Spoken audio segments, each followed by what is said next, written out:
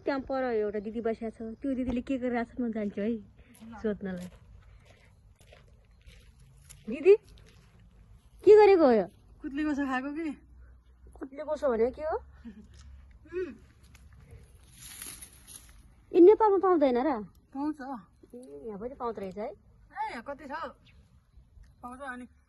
अब त नेपालमा होइन सानो बेलामा यति यति टिप्दै उसिन्दै खाँदैहरू बानी परेको मिठो हुन्छ नि यो त अनि यहाँ आएर नि भर्खर फल आएको रहेछ